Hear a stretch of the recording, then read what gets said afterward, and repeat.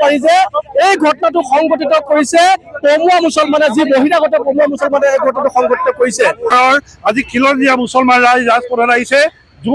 জুম্মাৰ নামাজ আদায় কৰাৰ পাছত খিলঞ্জীয়া মুছলমানৰ প্ৰতিনিধিসকল আজি ঐতিহাসিক দলমুখ চাৰিআলিত সমবেত হৈছে।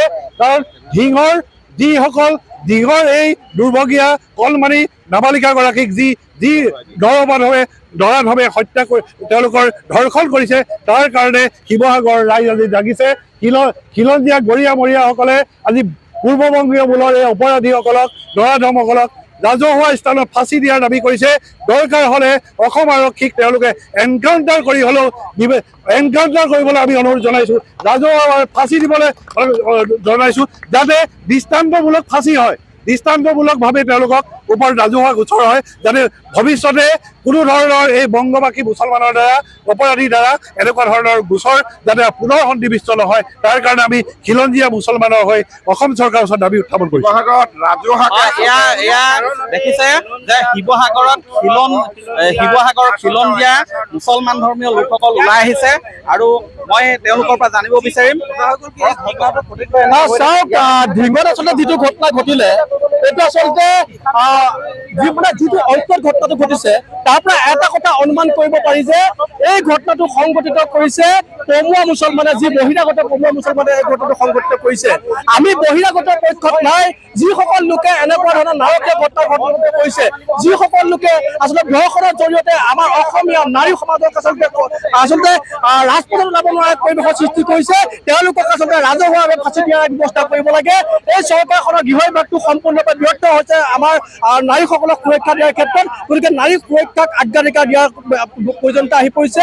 আমি এটা কথা স্পষ্টভাৱে জনাইছোঁ যে যিসকলে ঢিঙৰ ঘটনাৰ লগত জড়িত, তেওঁলোকক দৃষ্টান্তমূলক শাস্তি, বিশেষকৈ ৰাজহুৱা স্তৰত ফাঁচি দিয়াৰ ব্যৱস্থা কৰিব লাগে। আটাচুৰ পাৰ্থ গগৈ আছে, কি ক'ব? চাওক, এগৰাকী ছাত্ৰী আচলতে ঘৰলৈ গৈ থকা অৱস্থাত, টিউচনৰ পৰা ঘৰলৈ গৈ থকা অৱস্থাত যি ধৰণে আচলতে তিনিজন পাখণ্ডই আচলতে তেওঁক ধৰ্ষণ কৰিলে, আচলতে ধৰ্ষণ কৰা হৈছে, এইটো কোনো কাৰণতে গ্ৰহণ সহজভাৱে ল'ব পৰা নাযায়। আৰু এটা কথা স্পষ্ট, শিৱসাগৰ ঘটনা যোৱা দুদিন মাৰ যোৱাই নাই, পুনৰ এটা এনে ধৰণৰ ঘটনা হোৱাটো কোনো কাৰণতে সহজভাৱে ৰাইজে মানি ল'ব নোৱাৰে। বিশেষকৈ গৃহ বিভাগৰ দায়িত্বত থকা মাননীয় মুখ্যমন্ত্ৰী ডাঙৰীয়াক আমি অনুৰোধ জনাইছোঁ যে অসমত ইতিমধ্যে এনেধৰণৰ ঘটনাই খুব কম সময়ৰ মূৰে ঘটিবলৈ লৈছে। আৰু এটা কথা স্পষ্ট যে এনেধৰণৰ ঘটনাৰ লগত জড়িত যিসকল লোক আছে, তেওঁলোকক ফাঁচি ব্যৱস্থা কৰিব লাগে। তেওঁলোকক কোনো কাৰণতে আচলতে ৰাজআদিত্য দি জেলত থকা ব্যৱস্থা কৰিব নালাগে, তেওঁলোকক পোনপটীয়াকৈ ফাঁচি ব্যৱস্থা কৰিব লাগে, আমি অনুৰোধ জনাইছোঁ। ফাঁচিৰ দাবী তুলিছে, এনকাউণ্টাৰ দাবী তুলিছে, কি ক'ব?